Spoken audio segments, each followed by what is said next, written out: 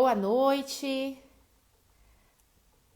tudo bem, gente? Daqui a pouquinho um bate-papo com a Clau Simplício. Daqui a pouco ela tá aqui pra gente começar a nossa quarta live da série Mega.com. Clau já tá na área.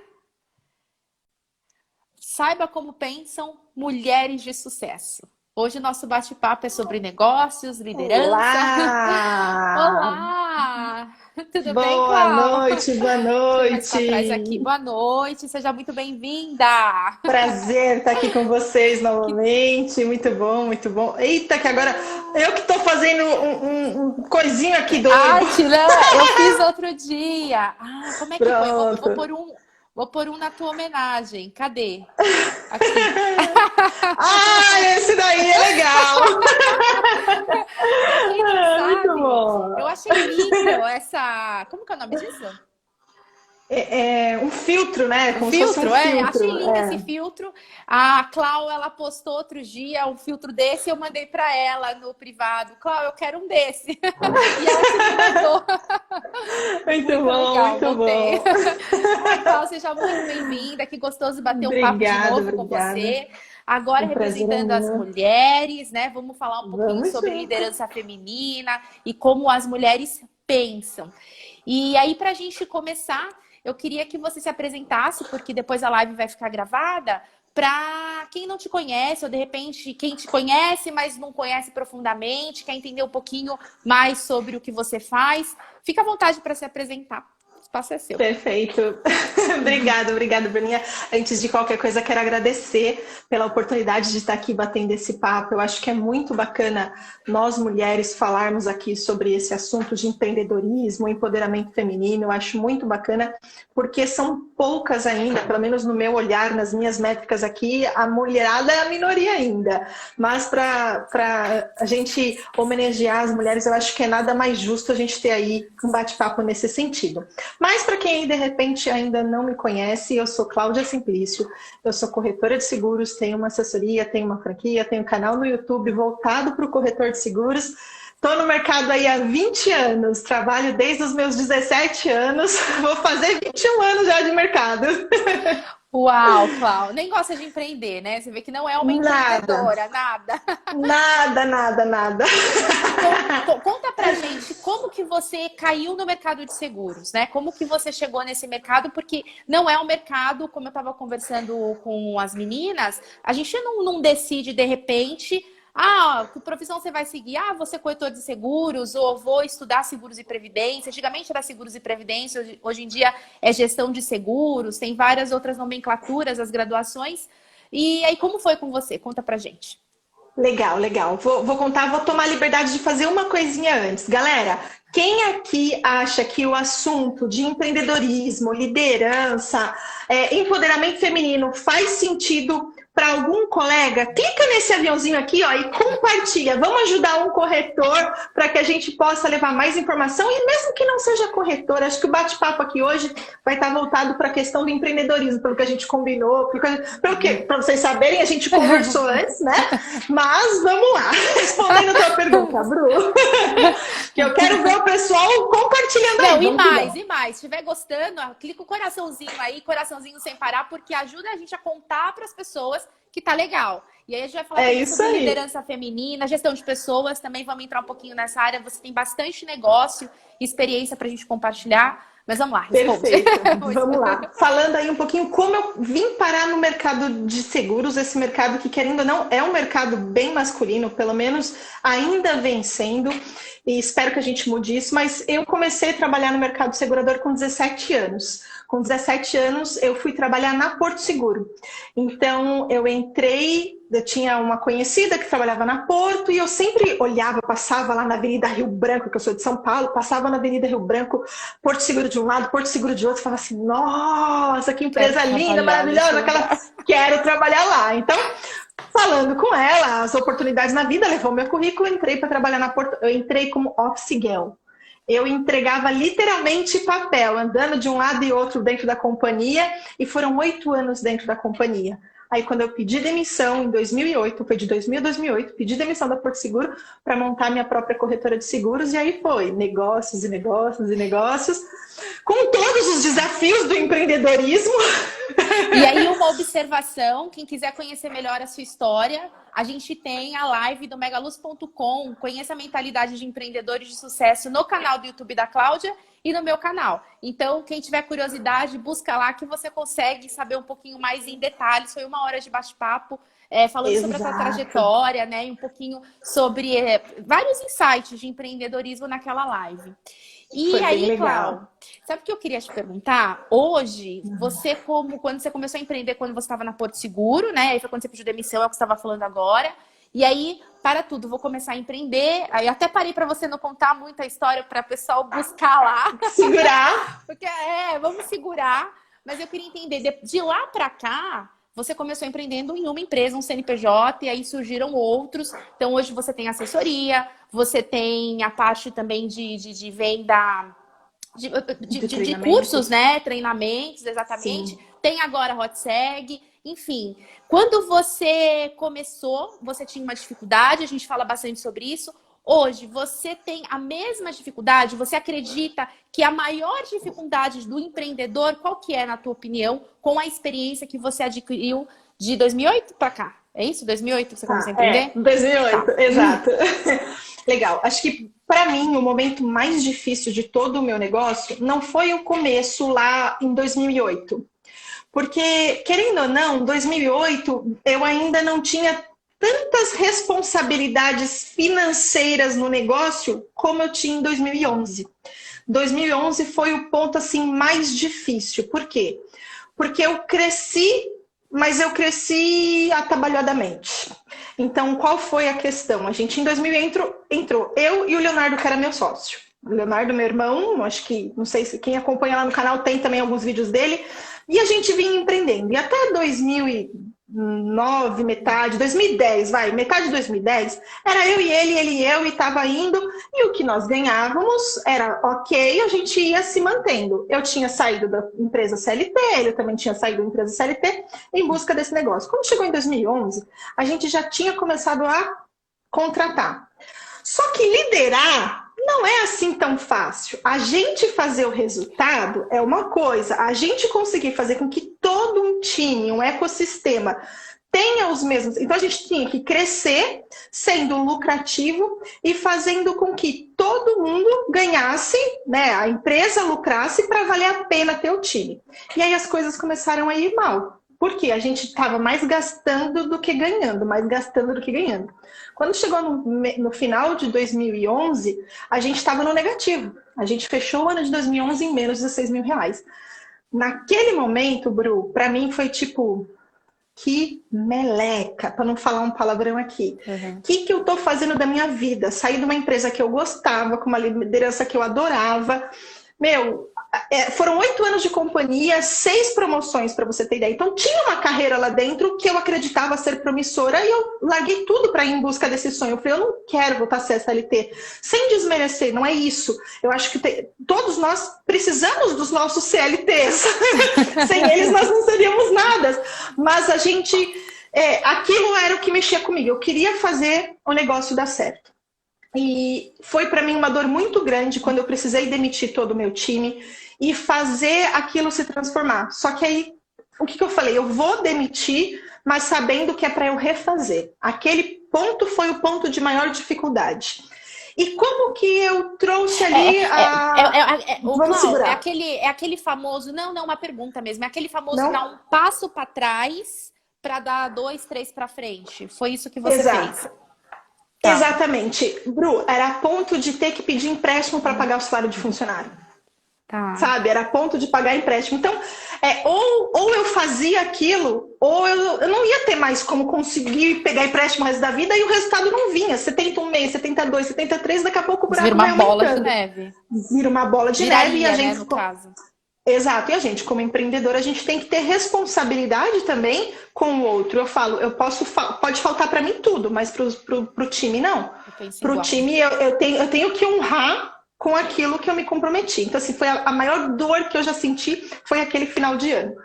E aí eu tinha que reinventar, foi quando a gente foi pro mundo digital, foi quando eu entendi que a internet era uma possibilidade, era um caminho de crescimento, de alavanca.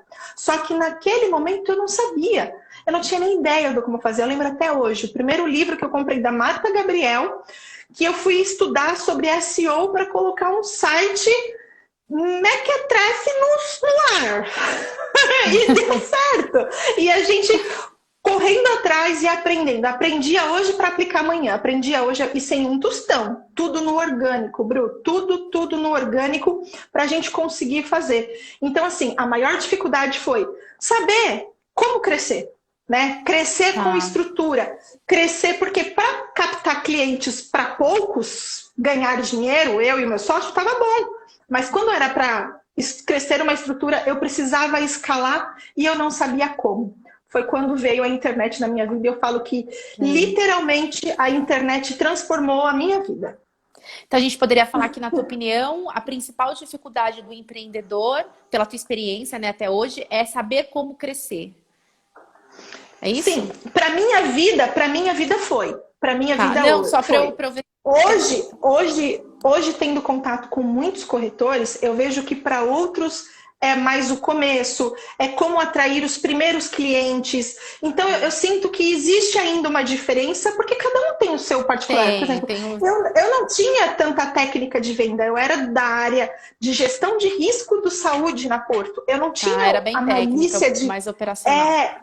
Exato, eu não tinha a malícia de uma venda, de um comercial. Do seu perfil ser comercial, tá? Sempre, Exato. Assim, como a gente estuda, eu estudo isso, você é uma pessoa comercial, você é bem, a gente chama de influente no Disque. Você é uma pessoa bem comunicativa, de relacionamento. Tava no lugar errado. Exatamente.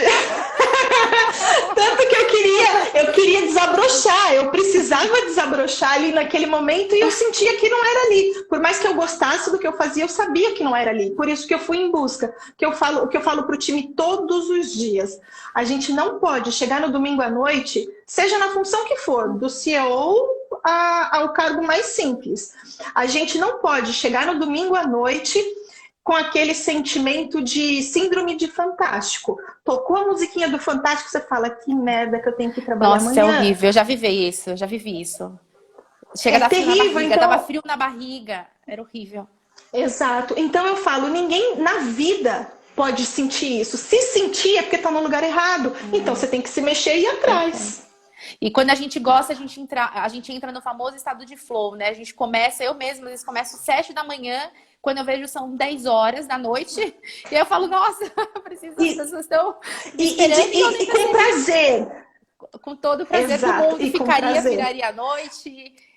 E é isso. Acho que eu acabo sendo até um pouco workaholic em excesso, porque eu gosto de trabalhar. Eu também. Eu gosto. Então eu falo, gente, eu tento me policiar. Meu marido fala um pouquinho, meu irmão fala um pouquinho, que é o sócio, ele fala, Cláudio, vai descansar, tira esse final de semana para você. Não, desliga o computador à noite. Então eu acabo me colocando certos limites. Por exemplo, sexta-feira à noite. Eu me proibi, sexta-feira à noite, deu 6 horas, eu desligo, custe o que custar e vou cuidar da minha vida.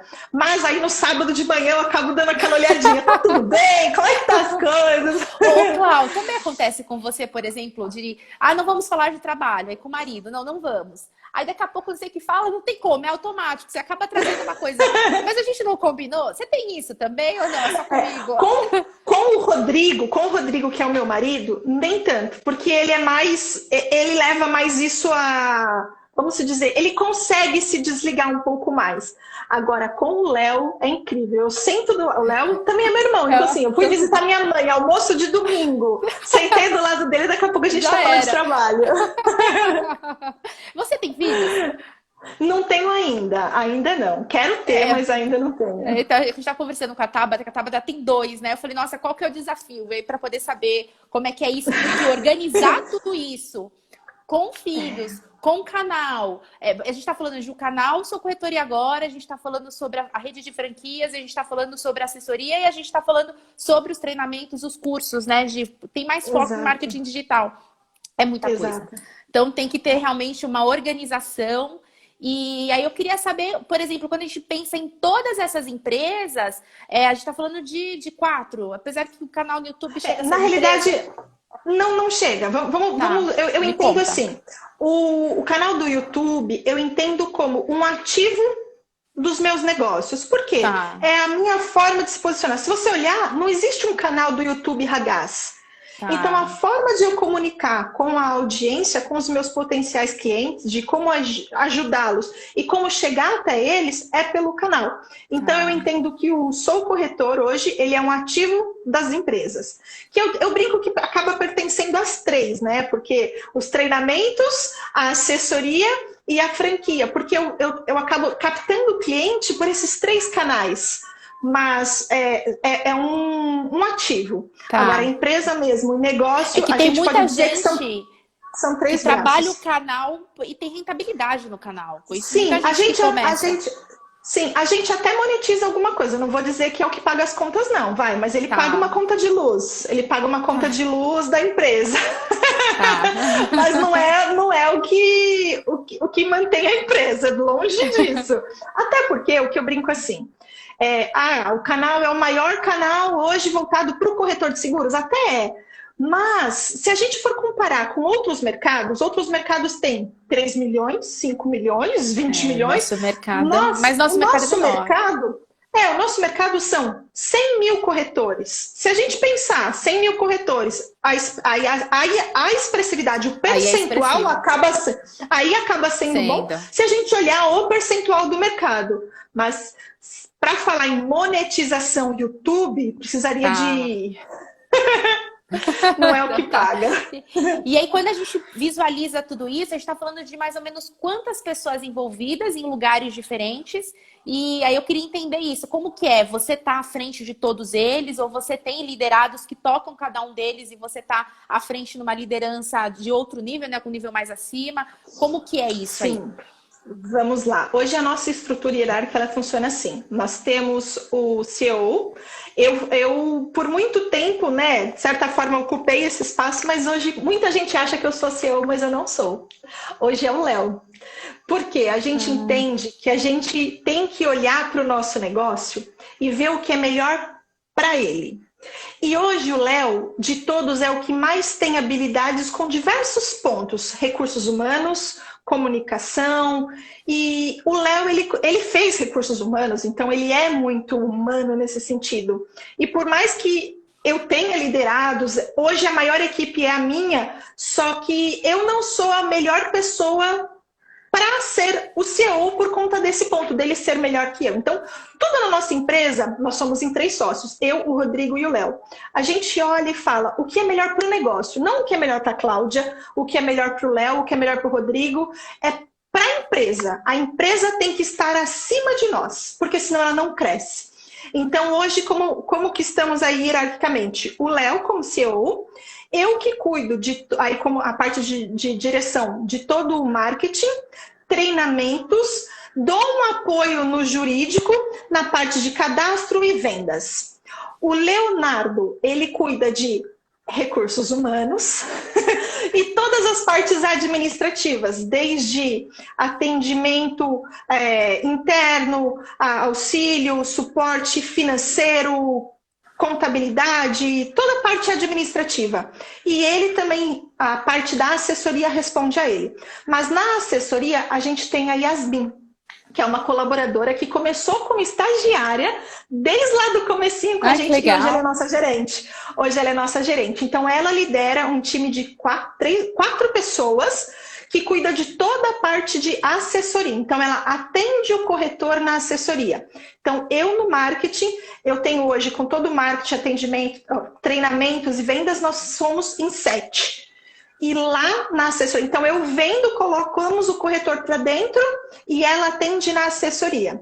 Aí a gente tem a parte da franquia, que tem o Rodrigo, o Diego, o Carlos, a Hanna, aí tem lá a assessoria também muito desenvolvida e a Vera, que não dá para esquecer, que é a nossa secretária da limpeza, a nossa assistente da limpeza, não dá para contar também porque faz parte de tudo. Então assim, hoje nós somos em 21 no total. 21. E para você, qual que é o tipo de liderança que dá certo? Tá, a gente acredita muito, Bruninha, na liderança que ela busca o que for autogerenciado. Como que a gente entende isso do autogerenciável? A gente entende que o quê? O liderado, primeiro, ele tem que saber o seu papel desde que entra. Então, assim, ele entrou para a empresa, a gente tem um bate-papo, a gente apresenta a empresa e a gente faz um combinado. Por que ele está sendo contratado? Ele está sendo contratado para isso, isso e isso. Se ele é promovido, se ele é remanejado, ele também vai tendo essas atualizações de combinado. E até no dia a dia, a gente recombina certas coisas colocando plus. Mas quando a gente combina uma coisa, a gente consegue dar autonomia para a pessoa, ela consegue se desenvolver e a gente acompanha desse combinado. Então, Cláudia, hoje já é 100% como vocês gostariam? Não, hoje ainda não é 100% do como a gente gostaria, mas a gente está galgando para isso. Que eu falo que o dia que a gente falar, tá tudo perfeito, pera que daí vai ser ladeira para baixo. Então, a gente vem buscando. E a gente procura sempre olhar para entender o que acontece com eles. A gente procura fazer desenvolvimentos internos. Por exemplo, hoje a gente passou uma campanha de pesquisa 360, todo mundo dando as visões sobre tudo. Há algum tempo a gente estava sentindo que estava indo para um movimento onde estava tendo reclamaçõezinhas, mas tipo, hoje está chovendo, hoje está sol, sabe quando você percebe que estava criando-se um clima? Aí o que a gente fez? Leonardo, como do RH, a gente já criou uma campanha onde a gente fez cheques, que valia R$2 cada cheque. Cada um tinha lá, acho que era 25, 50 cheques, não lembro. E não podia reclamar. Quem reclamasse, o colega do lado pegava o cheque e o que chegasse no final do período com mais cheques ganhava o dinheiro de todo mundo. Então a gente procura sempre fazer coisas que envolvam o time e que façam com que eles desenvolvam alguma habilidade. Então, nesse caso, a gente queria menos reclamação para o clima ficar mais saudável. Aí a gente criou isso, porque a gente vem trazendo uma coisa de cultura e valores muito forte. Porque a gente entende que para ser autogerenciado, a pessoa tem que chegar na empresa e falar, é tudo muito... Eu olho para todo mundo tem as mesmas visões, os mesmos valores. Então eu digo que a gente aqui pouco contrata por competência técnica e muito se contrata por valores. A gente na entrevista, a gente bate mais papo para saber da pessoa, como foi, como é o dia a dia, como é ir, para trazer a essência dela, porque o técnico eu ensino. Agora, a parte comportamental tem que ser trazida de casa. Então, a gente procura pessoas que se conectem com os nossos valores. E aí, quando a gente vai nesse caminho, a gente acaba tendo uma liderança muito voltada para isso. Então, a gente procura ter uma política de portas abertas. Mas eu sei que quando a gente fala política de portas abertas, muita gente fala, é só da boca para fora, é só da boca para fora. Mas a gente tenta viver isso. Eu falo, o problema não é errar. O pessoal vê eu falando isso na live a live, o que eu apresento nas lives, o que eu apresento nos vídeos, acaba sendo a extensão do nosso dia a dia. Porque eu falo, ninguém consegue, Bruninha, ter uma máscara por muito tempo. A gente precisa ser o que a gente é. Então o que eu falo para eles o problema não é errar. O problema é a gente demorar para consertar. Errei. Puxa, errei. Senta aqui na mesa, vamos conversar, vamos procurar o melhor jeito de solucionar. A gente vai e resolve o problema. Então a gente procura ter assim, uma política muito aberta, voltado para o autogerenciável, voltado para essas questões de valores e cultura que a gente vem tentando implantar. Eu tenho um cliente, eu acho muito legal, porque eu faço esse trabalho de crenças, de valores e cultura organizacional dentro das empresas. Eu tenho um cliente que eu acho muito legal, que um dos valores dele é... a gente aceita o erro.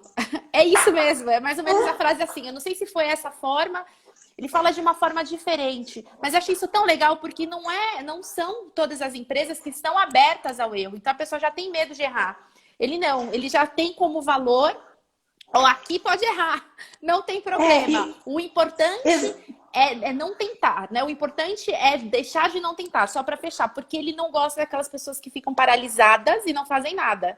Então, isso lembra. Não crescem, né? Então, assim, sim, justamente em relação ao erro, uma preocupação que nós temos muito em relação ao erro é quando a pessoa erra e acaba tentando ocultar o erro. E às vezes um erro ocultado pode dar um problema tão grande, ainda mais nesse mercado. Poxa, uma cláusula errada, uma informação que você passou errada, pode ser um problema tão grande financeiramente que se a gente descobre rápido, é preferível a gente consertar. Nem que tenha que pagar lá, sei lá, saiu uma pólice errada. Poxa, quanto deu de diferença? R$200? Meu, vai, paga 200 esses R$200. É preferível a gente bancar lá R$200 de prêmio do que 100 mil de cobertura. Então a gente tem muito esse olhar em relação, o problema não é errar, é realmente demorar para consertar. Demorar para consertar. E tentar, né? O importante é errar tentando. Não, eu também tenho essa visão dele. Errar porque você tentou e não porque você ficou paralisado e não fez nada.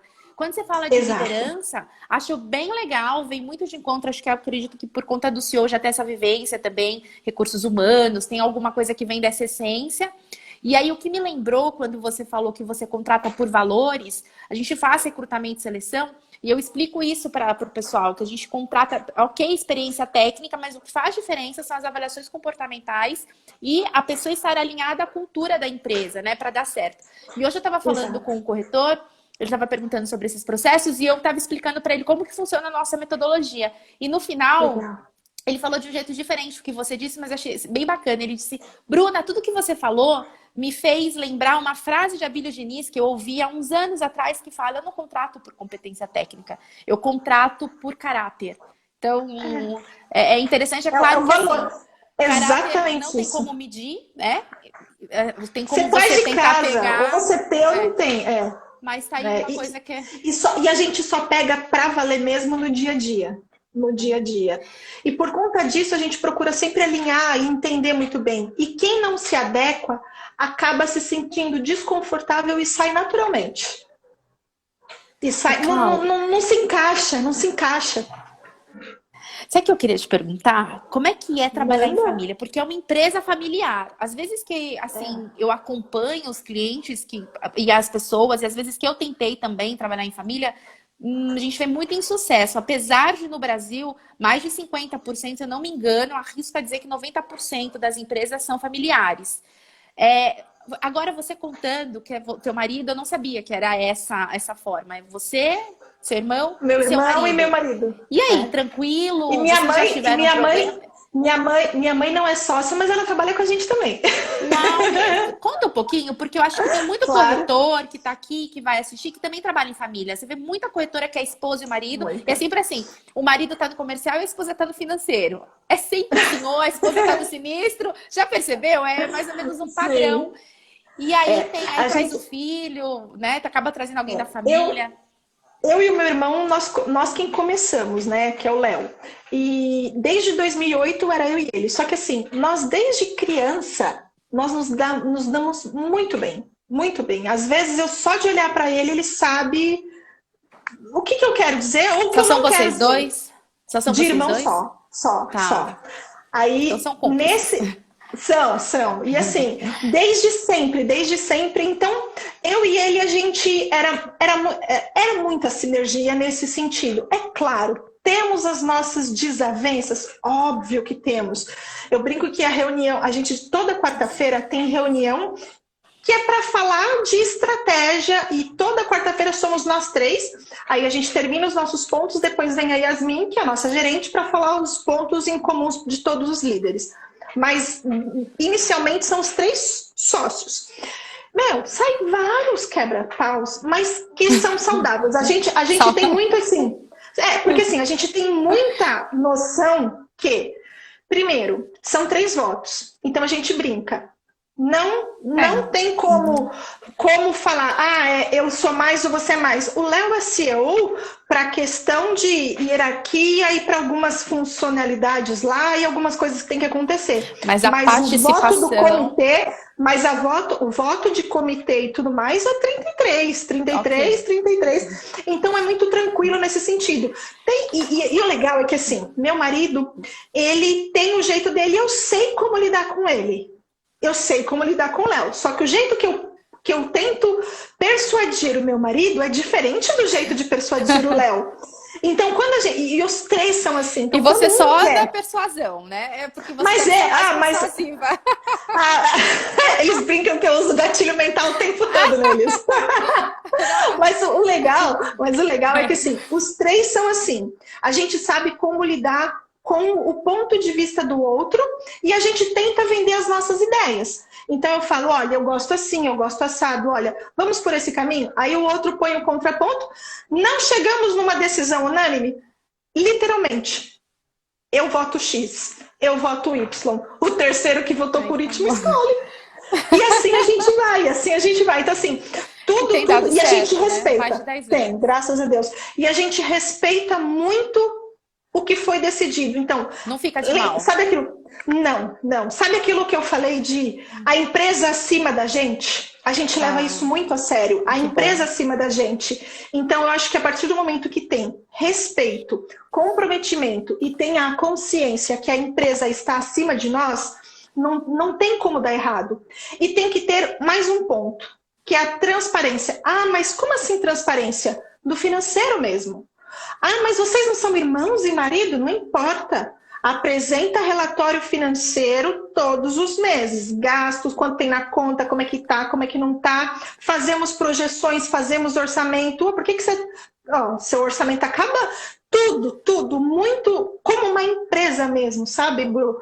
Porque a gente entende que se amanhã entrar mais 50 pessoas, mais sócios, se a gente vender, se a gente continuar, não importa. Ela tem que ter uma estrutura de empresa e não de família. Família, e a gente brinca, família é da porta para fora. Na hora que eu vou almoçar com meu irmão, eu almoço com meu irmão. Na hora que eu chego em casa, agora eu estou em home, mas meu marido está indo para o escritório. Na hora que ele chega em casa, aí chegou em casa.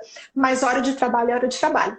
Que legal, Cláudia. Isso é muito importante para muita gente. Inclusive, a Elisete falou aqui, ó, eu sou comercial e meu marido é financeiro. Muita gente se identifica porque é uma realidade brasileira, não só de corretores de seguros. E aí a pergunta final, eu queria saber no seu ponto de vista aí dessa parte de gestão de pessoas, no seu ponto de vista, qual que é o segredo de um gestor de sucesso?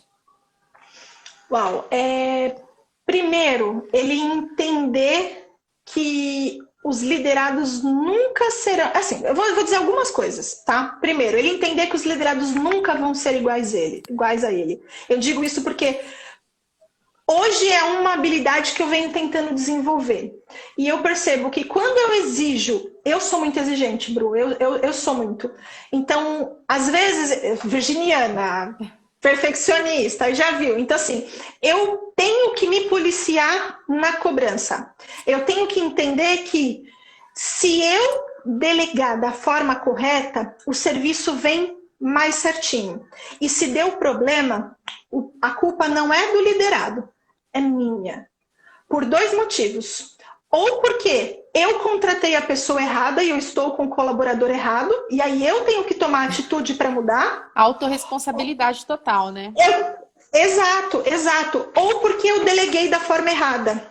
Eu não passei o briefing da forma correta.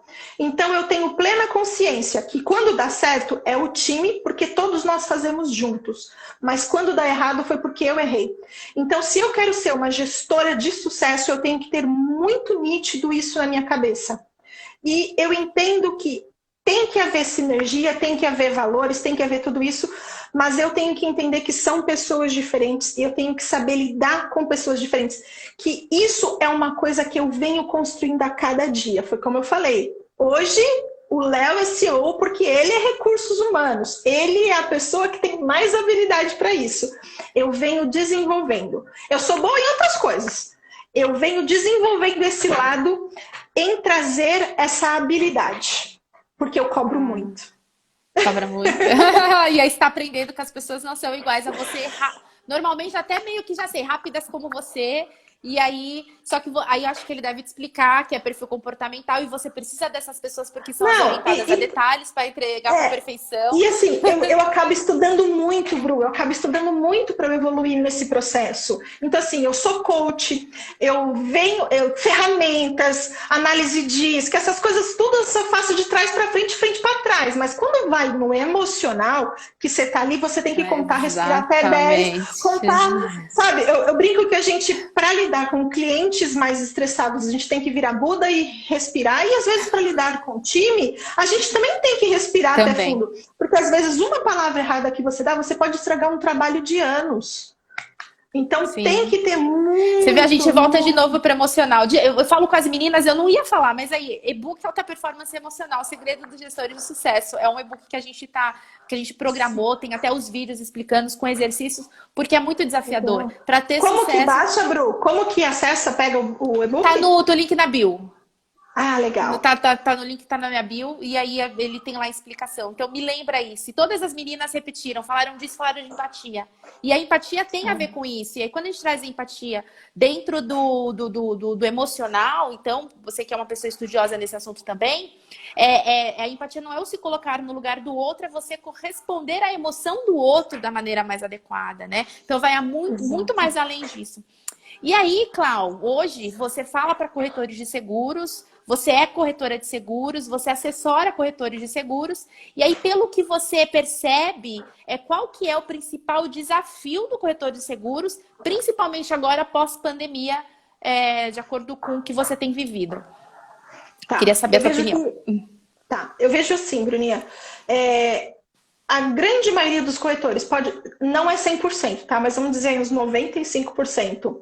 É a atração de novos clientes e sair do que era feito no passado. Ah, sempre foi feito assim. Então, quando eu olho para o corretor que fala, mas não era feito assim. Sim, mas a gente tem que evoluir com o tempo. As coisas passam. Antigamente nós tínhamos o quê? Fita cassete, videolocadora. Hoje em dia você liga um celular que joga imagem na televisão e você tem milhares de filmes no Netflix, no Globoplay, na Prime, não sei das quantas. Então você muda a forma de comercializar as coisas.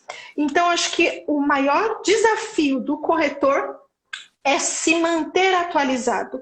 E muitas vezes o corretor ele tem a preocupação de, se eu for me manter atualizada, eu ter que ter tecnologia avançada que custa milhões de reais e eu não tenho. Então, se eu não tenho, é preferível não fazer. Só que ele não para analisar que não é só isso.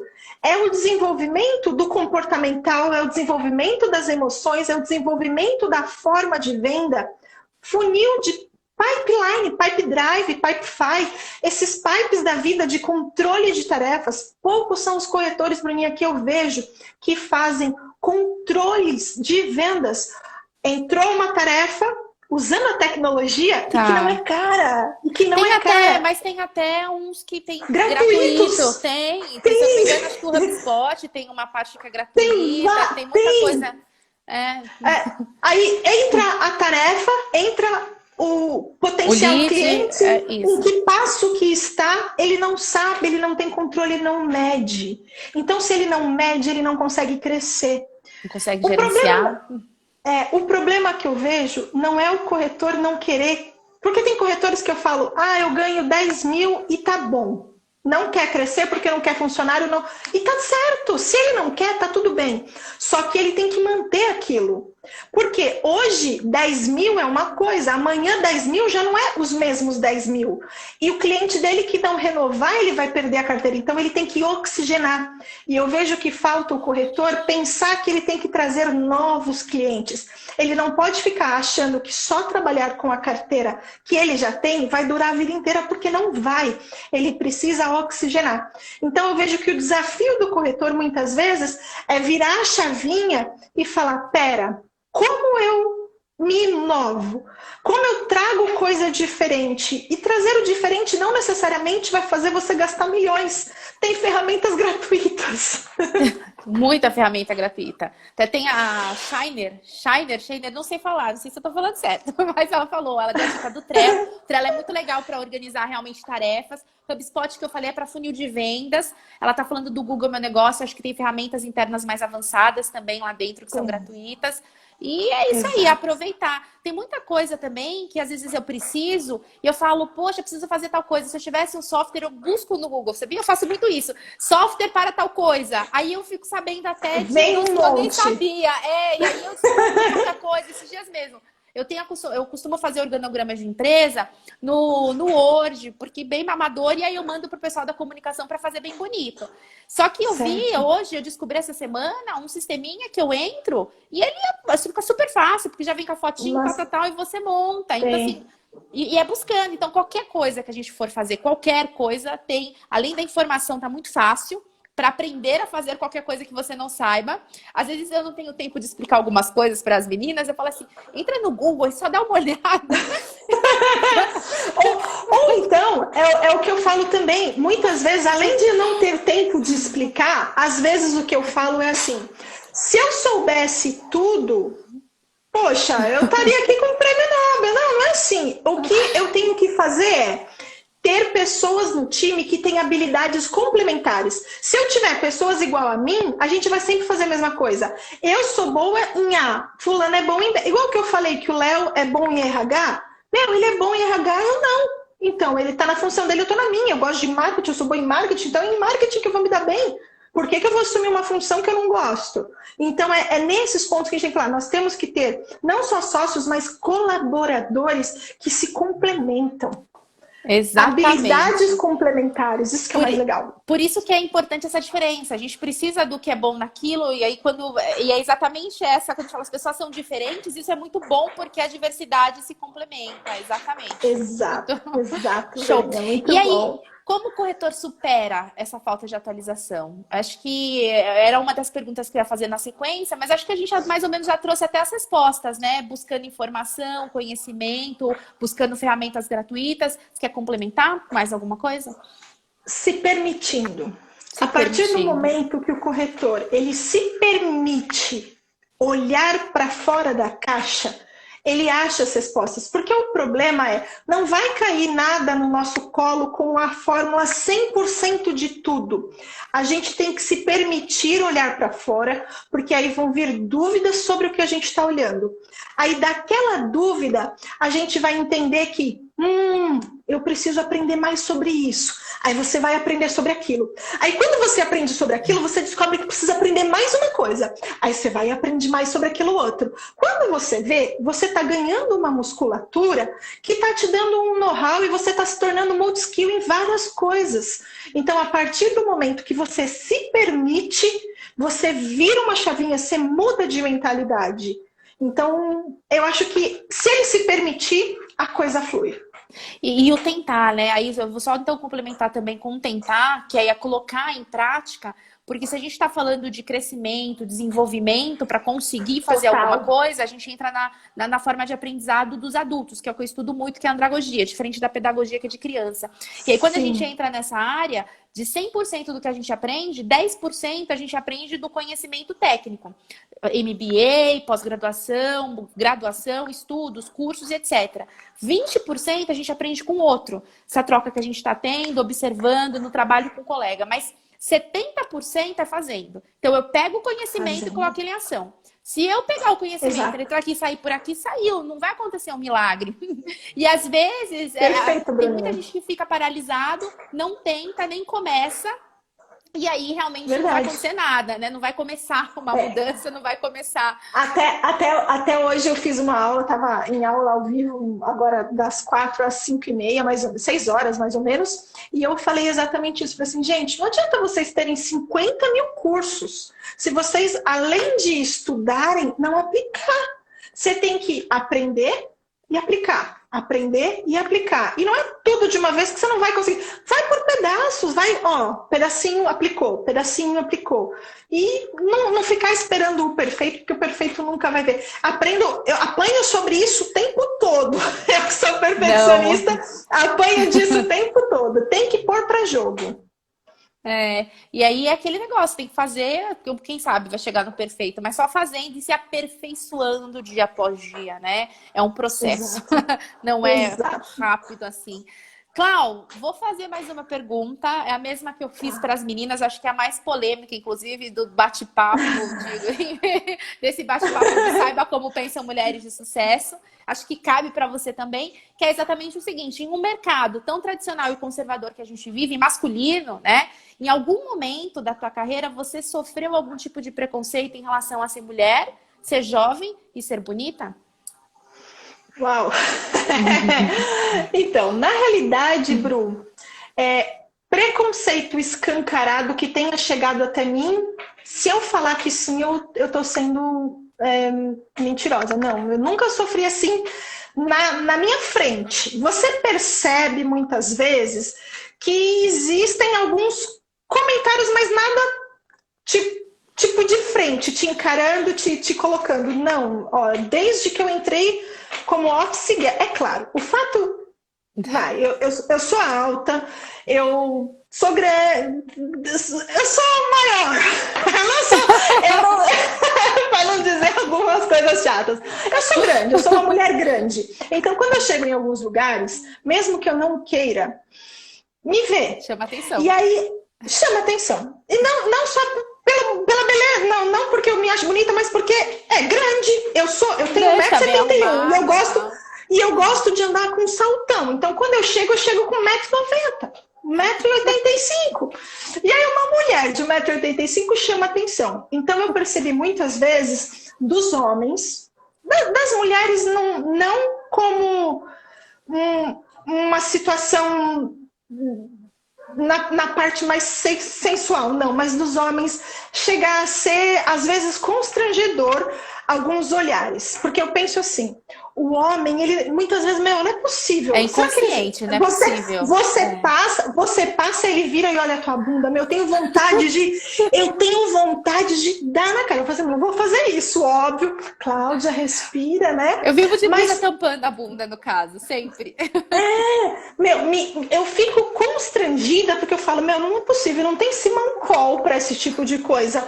Com as mulheres, não, você percebe, porque às vezes tem preconceito também, né, entre mulheres, entre homens e tal, mas eu nunca senti isso descancarado, além desse tipo de coisa, além desse tipo de olhar que te deixa constrangido, que, tá quase, né, voando em cima de você com o olhar. Fora isso, nada. Se eu disser que um dia eu deixei de fazer uma venda por conta disso, eu tô mentindo, Nunca deixei de ser promovida porque era mulher, não ganhava menos que os homens, nunca ganhei menos, trabalhava com outros colegas, tanto enquanto na Porto, enquanto corretora, nunca ganhei menos. Então, assim, isso nunca foi problema nesse sentido. Mas eu acho que é porque, como eu sou muito acelerada, eu também não permito, né? Eu não dou oportunidade para. Eu nem deixo... Eu não dou oportunidade para. Então, nenhuma proposta estranha. Você percebe uma tentativa de flerte. É sutil, né? É que é muito sutil, né? É muito sutil. Ou a coisa vem escancarada que você passa e olha a tua bunda, ou a coisa é em forma de flerte. E eu acho que em forma de flerte, não chega a ser... Porque assim, você percebe que quando a pessoa te acha bonita, ela te olha diferente. E eu não vejo que isso é um mal quando ela te olha com admiração. Com olhar doce. Com olhar doce. Porque assim, eu digo que tem o olhar doce e tem o olhar sexual. Vamos ser... Sim, tá. O olhar doce eu acho legal, porque senão não existem as relações. Eu sou casada com um homem que veio do mercado segurador por conta... O mercado segurador me trouxe meu marido, eu posso dizer. Então, eu seria leviana de dizer assim, não tem que ter... as pessoas se relacionam, elas se conhecem, para você ter uma ideia. Meu marido não era corretor, mas a mãe dele é corretora há mais de 20 anos. Uau. 25 anos. E os meus amigos da Porto eram amigos de infância dele. Então, a gente acabou se conhecendo por conta disso. Então, sai junto, passeia junto, amigos, balada, aquela coisa mais novo. Então, acaba se conhecendo. Então, eu falo que o mercado segurador me deu a vida que eu tenho e o marido que eu tenho. Mas assim, você percebe de repente de fora, porque aí eu ia te falar, entre ser mulher, ser jovem, né? Ser mulher, ser jovem e ser bonita, qual dos três, de repente, você acredita que seja o mais difícil? O jovem. O jovem foi o que Ganhou. mais eu... 5-0, jovem. O As jovem 4 foi o meninas que... mais eu, 5-0. Então, assim, eu comecei a trabalhar no mercado segurador, eu tinha 17. Então, foi a vida inteira nesse mercado. Então, não é um mercado, não era pelo sexo, mas por jovem. Por quê? Eu sempre trabalhei em departamentos onde eu era mais nova. Eu entrei como office girl, eu fui a primeira office girl da Porto Seguro, não tinha mulher. E mesmo assim, eles me respeitavam muito.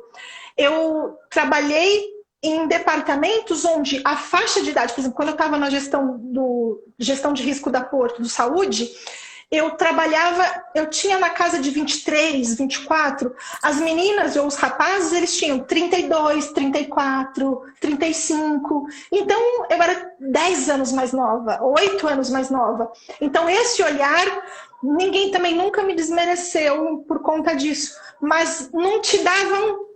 Não, a autonomia que te dão, primeiro te testam no sentido de, deixa eu ver se é boa mesmo. Depois que testam e que falam, não, é boa, aí vai. Acho que é mais esse primeiro contato, mas nunca passei nenhuma reunião, nenhum cliente. Eu acho que Deus me ajudou muito com esses pontos, Bruninha, porque olha, nunca passei por nada, não.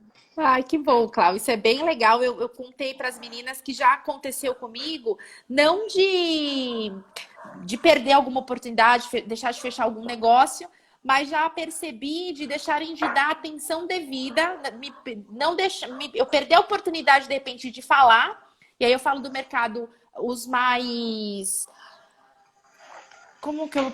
Quem está mais acima, pensa em grandes companhias, as pessoas que são CEOs, vice-presidentes, presidentes, usam mais bam hoje em dia, com mais de 60 Sim. anos, de repente não dá oportunidade nem de me ouvir, de falar assim, não falou, mas eu imagino assim... Você percebe que...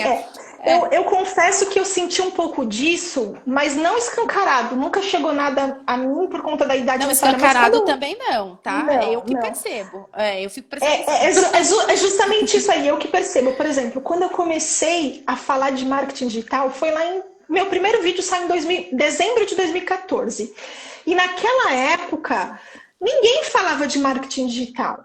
Ninguém trazia. Então era uma mulher mais nova que a grande maioria dos corretores, falando de algo totalmente diferente.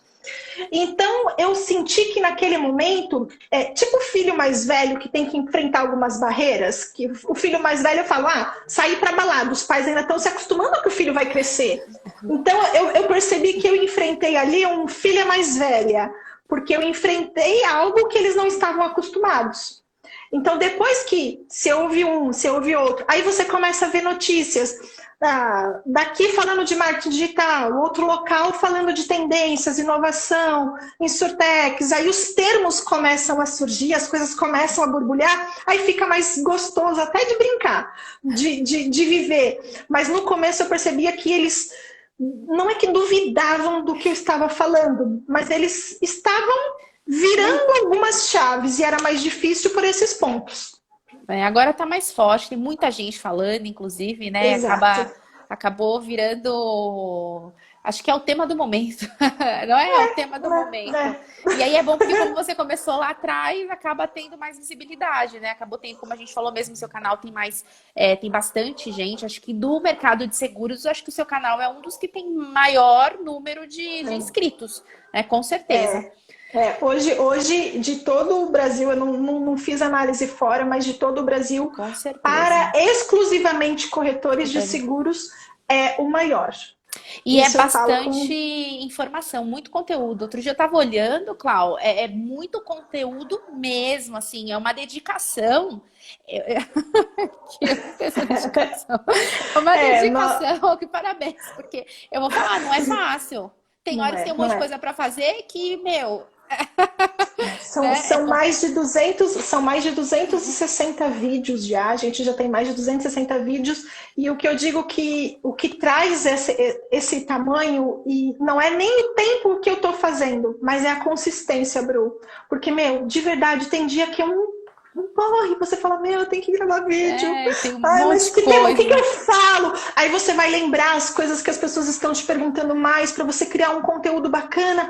Aí você tem que trazer a expressão. E o pior é que, o melhor é que eu gosto de gravar. Então acaba hoje sendo mais fácil. Mas o que eu brinquei com você no outro dia que você estava na live com as meninas, eu brigo com o meu cabelo até hoje. Ai, porque tá torto, porque não sei. Então, assim, eu, perfeccionista, chatinha do jeito que sou, então eu vou nesses pontos, só que tem que ter consistência, senão não sai. Perfeito, senão não. E não tem nem como também sustentar, né, o algo se não tiver consistência. Não tem como sustentar a informação, o conteúdo, o embasamento mesmo do que se está trazendo, né? Então, está de parabéns pelo canal, acho bem legal mesmo. E é isso, são 8h25. A hora passa muito rápido, muito rápido. Quando você tá gostoso, é muito bom. Obrigada. Ia falar para você se despedir, para você falar o seu canal, para você fazer suas considerações finais. Legal, obrigado. Antes de qualquer coisa, novamente, obrigado pela oportunidade. Eu acho que é sempre muito bom a gente trazer esse empoderamento feminino, trazer mais mulheres para o nosso mercado. Eu falo que hoje, dentro desse nosso segmento, eu analiso muito números, né? Porque hoje tem muitas pessoas, eu olho, os homens é coisa de 60% a 40%. Homens, hoje, nas métricas de quem me acompanha, que já tem um número razoável, 60% homens, né? Mas eu digo que isso vem mudando. Antes era menos mulheres. Muito. Isso vem mudando, de 5 anos para cá vem crescendo. Então, assim, gente, quem quiser ter acesso aí aos nossos conteúdos, o meu canal no YouTube chama Sou Corretora e Agora. Se quiser saber um pouco mais sobre as nossas empresas, ragaz.com.br, ragaz.com.br. Tem aí o meu Instagram, que é Cláudia Simplício. E aí vocês vão... É aquilo, começa a chegar um conteúdo, daqui a pouco vê outro, daqui a pouco já conhece tudo da Clau. Então, obrigado, Bru, de verdade, gratidão pelo convite. É um prazer estar sempre aqui com você. Ai, o prazer é meu, obrigada. Eu que agradeço de prontidão você aceitar o convite. Cláudia, a gente tem 3 minutinhos. Deixa eu só vou falar aqui rapidinho os comentários. Claro. Achei legal que a Sirlene fala assim: falam de trabalho em casa? É só sim ou não, aí que não tem muito tempo, mas fala. Falo, claro. Da família, ela quis dizer da família, por conta da empresa, ser familiar. Se em casa vocês falam de trabalho. Acho que ela deve estar com essa questão aí. Sim, a gente até fala, mas o meu marido ele é mais policiado nisso. Ele fala, não, isso a gente conversa amanhã cedo. Não, isso a gente conversa amanhã cedo. Então ele me segura um pouco, mas quando eu tô com meu irmão, a língua sai. Carol da Ninja Expertise é o mais, a competência é o que vale em relação às mulheres. A Shainer gostou do meu quadro, inspira, respira, não pira. Tem um monte de aqui bonitinho. Aqui tudo é feito com amor e tal. Legal. Comprei o top corretor da Cláudia. O primeiro de 2016 me ajudou bastante. Daniel, olha, parabéns. A Carolzinha falando que nós somos inspiração. Você também. Você também, Carolzinha.